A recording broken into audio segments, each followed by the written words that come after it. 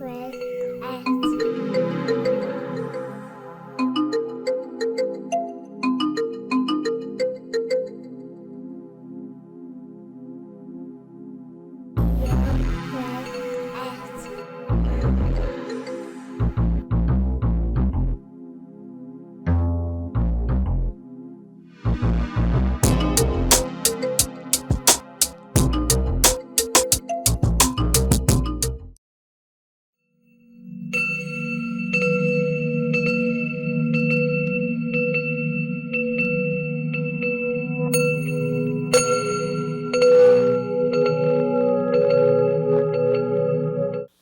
Welcome to Heal With Us, where we aim to inspire, strengthen, and empower. Now let's begin to heal. Hey y'all, I'm Toya, and I'll be investigating the business of everyday people like you and I. This is Dr. Nikkisha, and she'll be checking in on your heart. And this is Tam. She'll be enlightening you with fun facts you didn't even know you needed. She's just nerdy like that. Now that you met us, let's get in their business. In your business. So, ladies, I'll start with Tam. What does beauty mean to you? Well, I would have to say the inner workings of your soul. I mean, most people, when you say the word beauty, you automatically go to looks.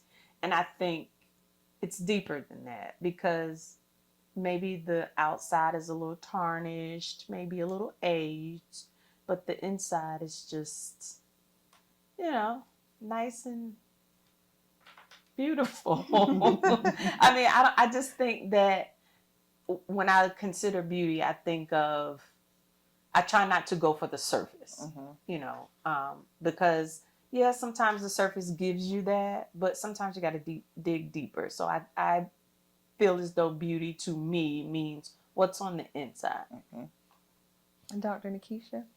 I agree with my sister Tam here. I think because I was fortunate enough to be blessed with such an amazing mother and grandmother, they showed me what true beauty was. Like the focus was never really on, the outer appearance, as you were saying. You could truly tell that you were loved and valued because of who you were. I mean, of course, there were, always going to have some of societal issues coming in and filtering into, your identity. But I think for the most part, just having loving people to show me that, you're beautiful because of you, that kindness and that love is to me what beauty is. I agree.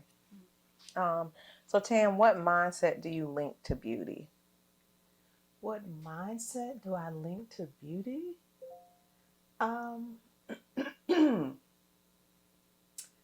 Oh, that's a tricky question. Mindset. I have no idea how to answer that question. What mindset do I link to beauty? Can I think on it? Yeah. Go to the doc. Come back to me. So she put me on the spot. For me, I think what I thought of when you said that automatically was confidence as well as grace. Because I feel like you should have a balance of both of those, confidence in who you are and grace and compassion for yourself and for others. To me, that is linked to true beauty. And then, Tam, do you think a certain attitude changes your perception of beauty? I do. That question makes me think of the movie with Gwyneth Paltrow, and she was a heavyset woman, and this guy who was very vain, and all he saw was the beauty in women instead of their personality or what they could offer, and he fell in love with this girl that was just drop dead gorgeous, and he went to a conference. The girl ended it, and his world ended. He's like, I just don't understand why she doesn't want me. Well, the speaker at this conference kind of put a spell on him where he couldn't see. The only thing that he saw was altered perceptions of people. And when he met Gwyneth's character, he saw this small, slender, just model-esque woman. But in reality, that's not what she was. And he fell in love with what he saw. It took him a minute because, you know, he was just hurt, but he fell in love with what he saw. And then after a while, the little spell or whatever wore off. And he saw that she was, you know, kind of over heavy set, hair wasn't, you know. And it took him a minute because he was like, this is not the person that I saw. What's wrong with my eyes? Like, this is not the person that I saw. So, excuse me, your perception affects a lot of things. And I think, yeah, people, you know, react on what they see first. But I think you should take the time to really go beyond what you see and really get to the core of what it is that you're seeing. You know, decipher what it is that you're seeing. So. Shallow Hal. I'm sorry. Yeah, I It's remember the name this. of the movie. Okay, Shallow I was Hal. going to ask you that later. Took me a minute. Yes. And Dr. Nikkisha, do you think a certain attitude changes your perception of beauty? A certain attitude, definitely. And I'm trying to think of like a personal instance, but I could just say in general, especially working with children, that I think attitude can be contagious. That's automatically what I think of. Like how there's a little girl in my class, and she, you know, has this condition. I'm not going to go into detail, but all the kids have known her since she was little, so it's no big deal to them. They're just loving on her and kind, whereas somebody from the outside might look at her a certain way because of this. So their attitude is contagious because they embrace her. Other people tend to just do the same thing. So yeah, I definitely know attitude can be contagious and it can change how you see and what you see. Yeah, and I think for me, I got like the two spectrums: confidence on one spectrum, and then like that makes me like some people that are just so confident, you just are like, dang, that's beautiful. And then on the other end, it's like when you see somebody that's just kind-hearted, it just makes you like that. It's like, you know, amazing. So I think on both spectrums for me. And then for our beautiful ladies out there, I want y'all to keep glowing because we see your beauty. And remember, tomorrow is one day closer to you becoming the person you want to be. Just make one choice at a time. And thank you for letting me get in y'all business. In your business. Blessings, everyone. It's Dr. Nikkisha Bell-Griffin. How's your heart? So I have my beautiful sisters here today. I think a lot, yeah. Okay. I think mine is more like, how are people seeing me? Do they think I'm being ugly, or, you know, am I treating them like in a godly fashion? So yeah, I think about that a lot. Okay. For me, I would say yes, because I don't know. I just always had issues with self-confidence myself. It doesn't come across that way. When I admit it, people are shocked because they're like, oh, you're so put together. No. But when I look in the mirror, it's just like, and I think a lot of it has to do with when I was younger, family members. And I know it was banter, but to a child, you know, that's the age where you mold and nourish. But I constantly got, oh, your big eyes. Oh, stop looking at me, your big eyes. And it's just always constant. And eventually, you know, it wore me down. And I didn't like my eyes, and I still kind of don't. Just because of that constant banter when I was a child. Even the, oh, you know, you're short. You're short. Oh my God, you're short. You're short. And it's just like, can you look beyond the big eyes and me being short? So, yeah. Okay. Yes, that's understandable. I think for me, growing up with a sister so close in age, we were dressed alike a lot. And as I said, I felt, you know, genuine love for my mother for the most part, and, you know, like grandma and aunties, most people. But I feel like the outer community, friends, you know, individuals who maybe had not necessarily known us very well compared. And so that made me question, am I as beautiful as my sister? You know, do I have as great qualities that she has, whether not just outer, but, just with talents, the personality, she's a little more, we're both a little quiet, but she's a little more outgoing in some ways than I was. So, yeah, I think, like I said before, it wasn't necessarily coming directly from the people who love me, but the societal forces. So others pushing their opinions and, comparisons upon me kind of made me question what beauty is and am I beautiful? And, so, yeah. And it's funny that you felt like that because my whole existence was to be just like her. Like, if she's doing it, I'm doing it too. Like, and it's probably why we were dressed alike so much, because I was probably like, well, why does she get to have that, but I don't? Yeah, that's very true. Oh, thank you. I wanted to be like you too. I know you were my little sister. It doesn't matter. So, what beauty do you tend to admire in others and in yourself?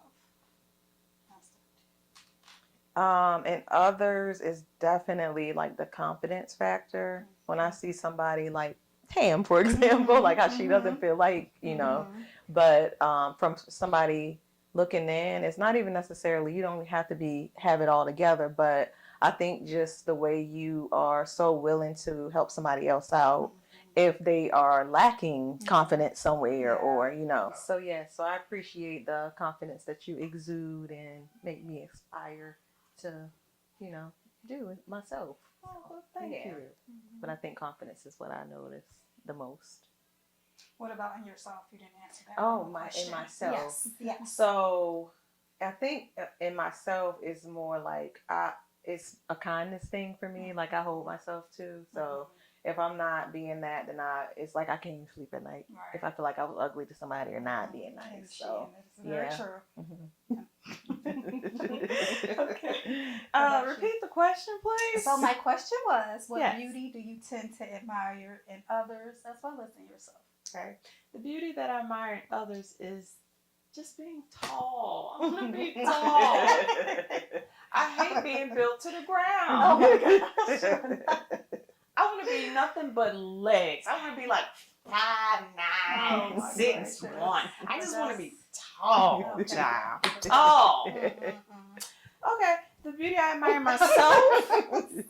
Okay. The beauty I admire in myself is that I don't take myself serious. Like, that's good. I mean, I think, and that's a coping mechanism for me because my anxiety is just so bad. And that's the one thing that kind of keeps it at bay is not taking myself so serious. I used to get so flustered and upset when I couldn't figure something out or I didn't meet my standard. And it's like, girl, if you don't take a chill pill, like, it's not that serious. And so, or, I'll crack a joke just to kind of get myself out of a rut.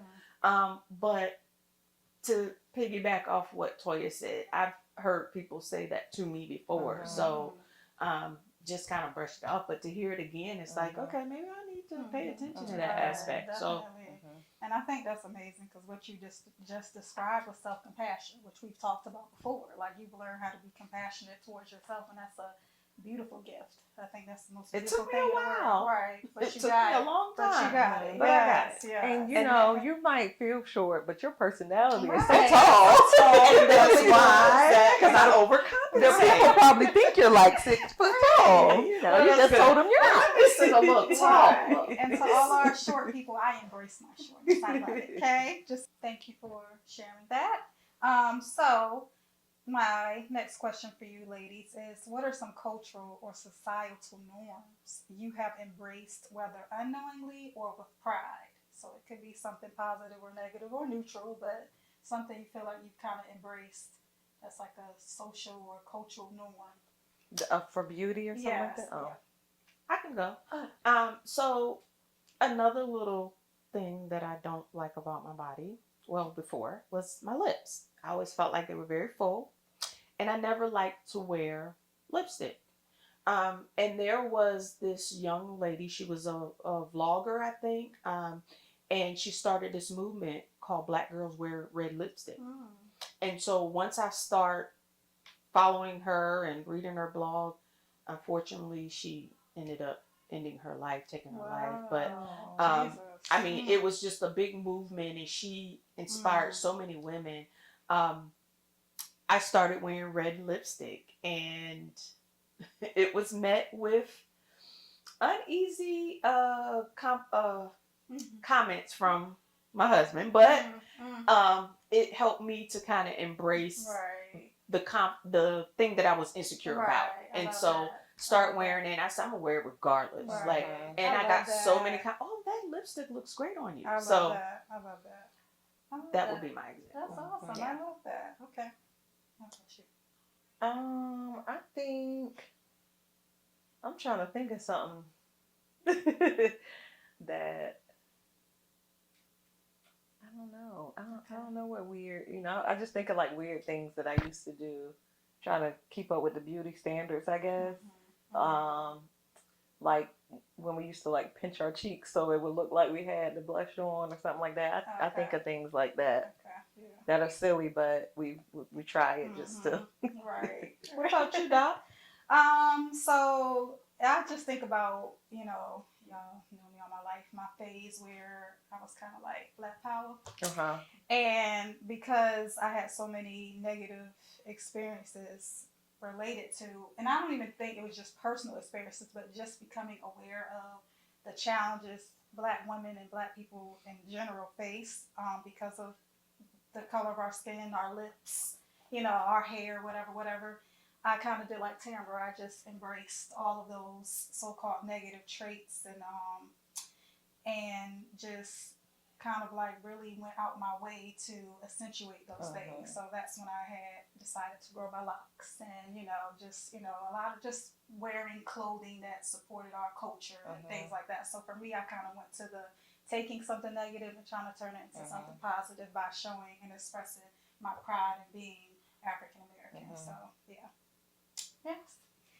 Well, thank you, ladies. So I do want to kind of close this by saying, and I was shocked. So when I was doing research on this, I'm thinking, okay, we know true beauty is, like you said, kindness, confidence, just embracing others, compassion, all those things. But did y'all know? Because I'm thinking to myself, okay, all the negative perceptions we have or beliefs we have about beauty, I'm thinking, okay, yeah, it's society, it's people who are insecure, whatever. Well, doing research, they found that babies 3 to 6 months old already have bias. Really? So yeah, and they're not in a state where they can kind of pick up on you favoring. It's just something about the physical features. So basically, babies are more attuned to and attracted to people who have perfect symmetry. Which I didn't even realize some of our fate. Well, I guess I kind of did know some of us might have a smaller eye than the other or whatever. But babies are actually attracted to people who are more attractive. And not only that, they said that research shows that attractive people, more attractive criminals, I'm going to call it what it is, actually get off, because they're seen as more attractive than people who are non-attractive. So the non-attractive person could be innocent, but go to jail because the judge didn't think they were so pretty on the outside. Go figure. So yeah, I say all that to say that some things are out of our control. It really is, However, there are things that we can control, and that is just being more compassionate and loving with others and acknowledging people's beauty, not just on the surface, but like you said, taking time to get to know people and really pull out that treasure. So thank you, ladies, for pulling out my treasure and helping me to be a better person. And I pray that all of you have someone in your life that loves you genuinely for who you are. And thank you. That's about it for this segment. So I just want to remind you to just continue to guard your heart, for out of it all the issues of life. And I'll see you next time. Welcome, ladies and viewers and listeners, to the Nerd's Corner. I'm getting cozy on over here. So let me ask you, ladies, do you two wear sunscreen? In my lotion. So you put it in your lotion, or you have a lotion part that of it, has? yeah. Okay. What about you, Doc? Not necessarily.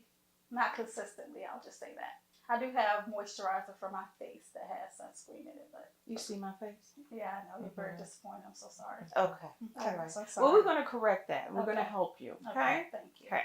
So, most people of color assume that due to their darker skin tone, there's no need to worry about sun exposure or developing skin cancer, which is far from the truth. It's far from truth. In a person of color, skin cancer can present in different ways. And in those with lighter skin tones, and are often overlooked and underdiagnosed until late stages of the skin cancer, which is very, very unfortunate. So, according to the American Academy of Dermatology, by the time skin cancer is developed in people of color or discovered, it's often too difficult to treat. There are some common misbeliefs that darker skin tones have full protection from the sun exposure, and no, that's not right. That's not true.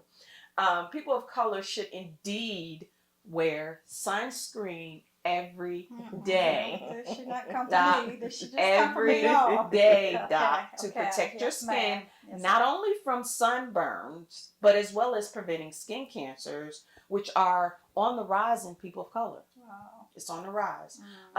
Some of the names, scientific names for these skin cancer is basal cell carcinomas and squamous cell carcinomas. There are other benefits for wearing sunscreens as well. Not only to just protect you from the sun, but it also helps skin conditions like hyperpigmentation. So hyperpigmentations are, when you notice on your skin there's dark spots, that's hyperpigmentation. Melasma and melasma mustache. So you ever seen someone's face and it looks like they have a shadow of a mustache? That's what that is. Oh, okay. Direct sunlight and sunlight that comes through the window. So people don't understand or believe that even when you're driving in your car, that rays that's coming through the windshield and your window, it's like UV light. It's direct sunlight. Wow. Also, the light from your cell phone and your computer screens is really damaging your skin. A lot of people don't understand that.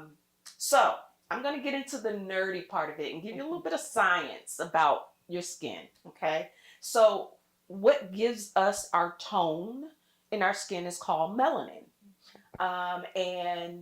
It gives us our unique eye and hair color and is what differentiates our skin tones from others. Melanin is created by melanocytes, which are cells found in the inner layer of your skin, and the inner layer of your skin is called dermis. Okay, in these cells, keratin, which keratin is responsible for a carrot being the color that it is, orange. Melanin combine to create the color of your eyes, your skin, and your hair. Okay, people of color have a higher quantities of melanin in their skin, which offers some additional but very minimal protection from the sun. So we got a little advantage, but we're still susceptible. Melanin absorbs UV light before it can damage the DNA of our skin cells, as well as act as antioxidant to fight the free radicals and lessen the signs of aging. For example, signs of aging, deep wrinkles, or age spots. So, interesting fact. I can't do a fun fact today because the subject I'm talking about really isn't fun. So I'm going to give you an interesting fact. So once a person of color is diagnosed with a melanoma or skin cancer, the 5-year survival rate for a person of color is 70% compared to the 94% of that of Caucasian That's interesting. patients. Black patients are more likely to present with late stage melanoma. Okay, and I think all of that is due to just the unknown and not knowing. And some of the other reasons. It presents different in like the skin cancers. It presents difference for Black, Hispanic, or Asian individuals. Skin cancer also tends to show up less common places like on your nail beds, your hands, and your feet. That's scary. What did it look like? Look, what did it look like? I do have. So it looks like a little like dark. I don't know if you've ever bumped your finger or jammed it and you get like the dried up blood in there and it's a dark color. Okay. It'll look like that. Okay.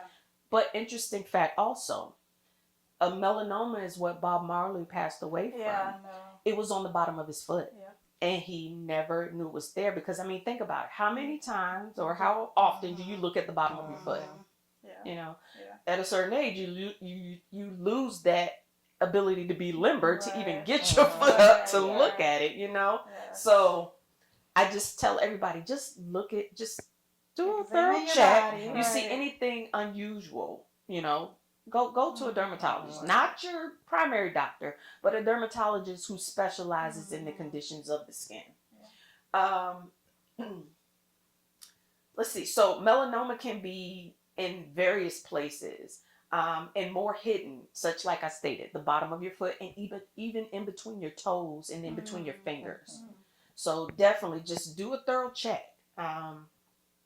Anything that just looks a little different. If you see a mole that looks a little different, like the borders of it looks a little edged or ragged, or it just looks unnormal, get it checked out. So there was a study done back in 2018. Okay, this wasn't too far fetched. 2018, which the participants were Black and Hispanic, and revealed their beliefs about skin cancers. Okay, and they believed that their risk was low because they had darker skin tones and they lacked a family history of skin cancer. FYI, skin cancer or any type of cancer does not discriminate. Yes, you do have a bigger susceptibility or probability if you have a family history of a certain cancer, but cancer does not discriminate. So that kind of hurt me to my heart to read that, to know that back in 2018, there are those out there that believe that because they don't have a family history of skin cancer, they're not going to get it. I'm just curious, and I don't know if you have this research or not, but I mean, our people are from a very hot and exposed climate, and I'm just wondering what was I know the environment has changed, so I'm wondering if it's more so because of the environment changing, or has this always been an issue? You understand? Like, have we always had some kind of, let me put some protection on my skin, even if it wasn't called sunscreen back in, ancient days, that people just know this? Was this common knowledge, even for people of color? Or is this because of the environment shifting and changing? I think it has a lot to do with the environment. Our ozone layer is slowly but surely being depleted and going away. You also got to look at the amount of nutrition in our soil. The purity and the nutrients in the soil has changed a lot. So that affects a lot. You also got to understand that your skin is the biggest organ on your body. People don't look at skin as being an organ, but it is. Right. So I think, to answer your question, it has a lot to do with environmental causes, because we have a lot of factories and industrialism that putting pollutants in the water, in the air, which is also causing the ozone layer to decrease. So I think it's a lot of environmental. So also in this study, it revealed that these participants believed that wearing sunscreen as a preventative method for not darkening their skin. That's what they thought, that if they put the sunscreen on, that it'll prevent the sun from darkening them. Not protecting them, but darkening them. Okay, that's just so sad. And didn't really emphasize that they had a knowledge of it actually reducing their risk of skin cancer or being sunburned.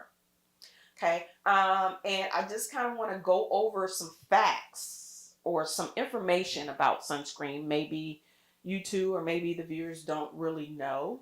So you might say, well, Tamara, what type? I know that there are different spectrums, and where do I start? Okay, Keisha, we're going to get you started. Okay. So when you're looking for a sunscreen, what matters is the SPF. And that's amount of a range of protection that this sunscreen can give you. So for everyday use, look for something with 30 SPF or higher.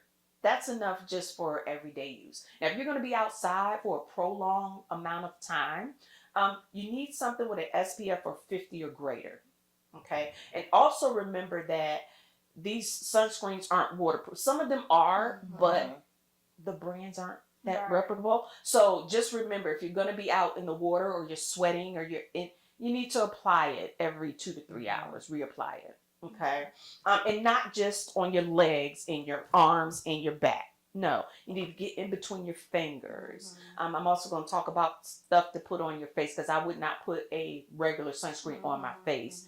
But, in between your toes, the bottom of your feet, not just in the, regular extremity areas. So the sunscreen, because clearly I don't use it. Well, I wasn't using it.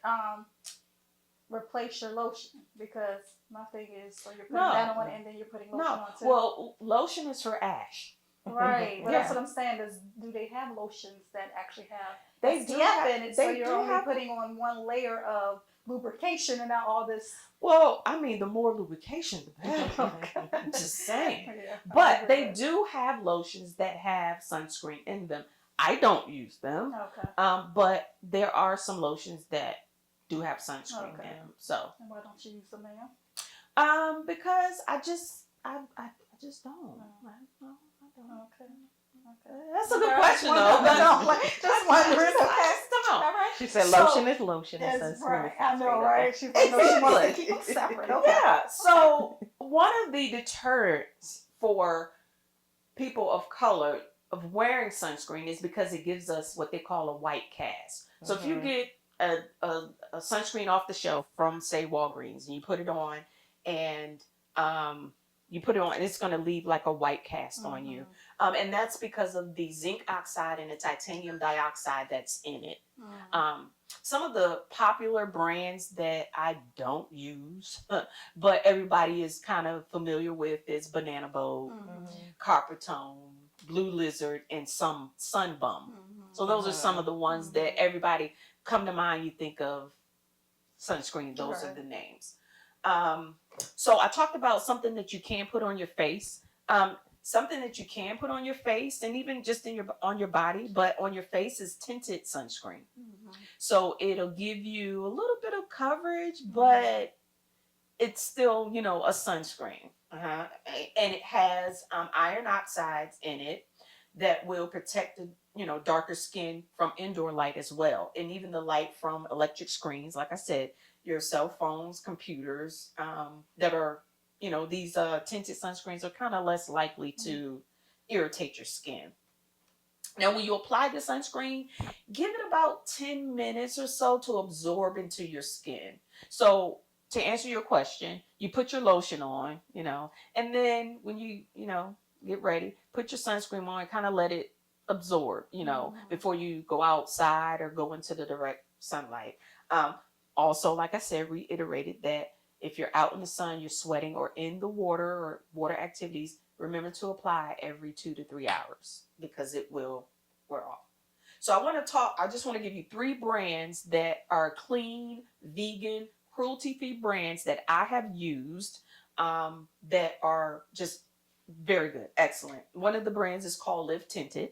This company was created by an Indian female. And the website is livetinted.com, and you can purchase this at her products or at Ulta, or you can go to the website. And what I've used and what she has is called Invisible Sunscreen. So it's a stick. It looks like a very big, fat lipstick tube, and it's clear, and you just rub it on, and it doesn't leave that cast. Okay. It doesn't leave that cast, and it offers a SPF of 50. So I don't wear it every day because the SPF is too high for every day. But if I know I'm going to be a day at the beach, I will put it on. Okay. She also offers a skin tint, like I said. So if you want to put it on your face, she has an array of tones and colors for all skin types and tones. Like I said, it's vegan, cruelty-free, and clean ingredients is what I'm all about over here in the Nerds Corner. Okay. Next one is Fenty. Everybody know Fenty is created by Rihanna. She has something that's called a Hydro Visor Invisible Moisturizer with SPF 30. This is wonderful. I've used it. The SPF 30 is for everyday use. So you can use this for everyday use. Once again, it's cruelty-free, vegan, and clean ingredients. The last one, this is a Black-owned company as well. It's called Butter. I love that. Buttah, Butter. Their website is butterskin.com. You can also purchase it at Ulta as well. And they have a tinted moisturizer with an SPF 30. Same thing, vegan, cruelty-free, and clean ingredients. So if you get any of these and you try them, let me know. But please, Yes, please. I'm gonna be on it. So I'm Please thinking start I'm thinking about my wearing child sunscreen. too, who's Yes. standing at the bus stop. Yes, And please start wearing yes, sunscreen. yes, I Please, got you. just do it for me. Okay. I will. I Okay. Your promise. skin and me will thank you. Yes. Yeah. Okay. So that's a little bit about, sunscreen. And if you have any questions or you want me to look at any products and tell you my thoughts, just let me know. Like I said, I've used those 3 brands. Okay. They're very good. And yeah, so I hope that I enlighten you. Oh, also, what really got me onto sunscreen is that one day in band camp, I got a severe sunburn, and I was maybe 16. Didn't know. I was in that I should have been in that study because I thought, I'm a person of color. I'm not gonna sunburn. Right. Wow. Awful. Wow. Awful. The only thing that soothed it was aloe vera gel. Oh wow. It was awful. I couldn't put on a shirt. It was just bad because we were on the Ouch. concrete practicing and the sun was just beaming down Wow. and got a very bad sunburn. Wow. So please wear your sunscreen. Will do. That's it for me. Thank you for joining us for another episode of Heal With Us. And remember, healing is a process, so take it one day at a time. And also remember that we are on all social media platforms, Facebook, YouTube, Instagram. If you have any questions, comments, we appreciate all the support thus far from all our viewers. We see your comments. Hopefully we've gotten around to responding to some of them. But you can also reach us by email at healwithus3@gmail.com for any questions, show suggestions, or if you just want to say hi. Heal with us.